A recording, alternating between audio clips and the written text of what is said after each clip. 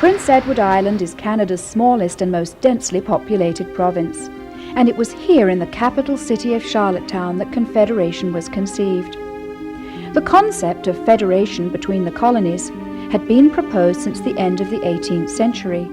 It was argued that an economic and political union would facilitate the building of a trans-continental railroad.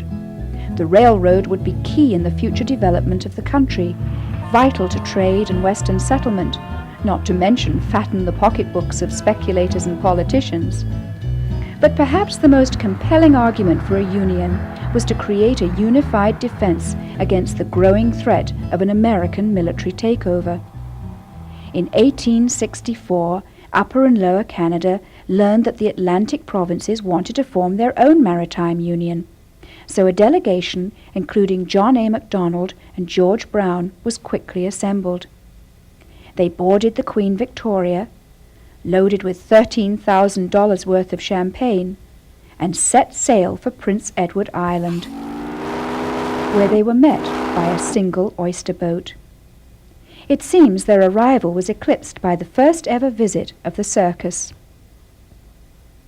Despite their low-key welcome, the Ottawa delegation persevered and delivered a series of brilliant speeches about a unified nation under a central government, able to defend herself from all aggressors. That evening, the Ottawa delegates hosted a dinner party for the Maritimes representatives aboard the Queen Victoria. George Brown described that fateful night in a letter to his wife. The ice became completely broken. The tongues of the delegates wagged merrily, and the bands of matrimony between all the provinces of British North America have been formally proclaimed.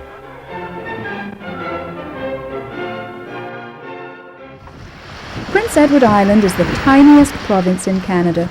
Its national park lies on the north side, fringed by the Gulf of St. Lawrence, and has some of North America's finest white sand beaches. Comprising a 40-kilometre stretch of sand, bluffs, salt marshes and freshwater ponds, it is one of the country's smallest national parks. The great dunelands of the park also attract visitors who come to sun, swim and explore.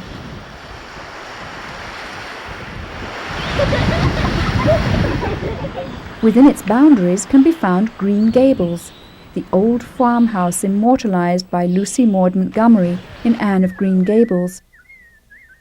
Her mother died when she was 22 months old, and then from there she was taken down to her Cavendish home and raised by her grandparents, the McNeils, down in Cavendish. And what I always argue that she had to have that loneliness in Cavendish to write.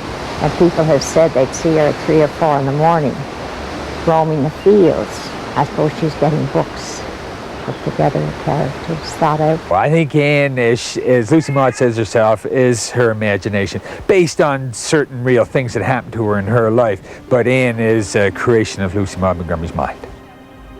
Prince Edward Island is really a beautiful province, the most beautiful place in America, I believe. Elsewhere are more lavish landscapes and grander scenery, but for chaste, restful loveliness, it is unsurpassed.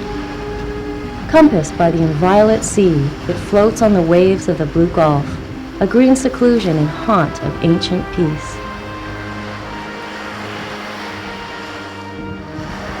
For more information, visit our website on topoftheworld.net.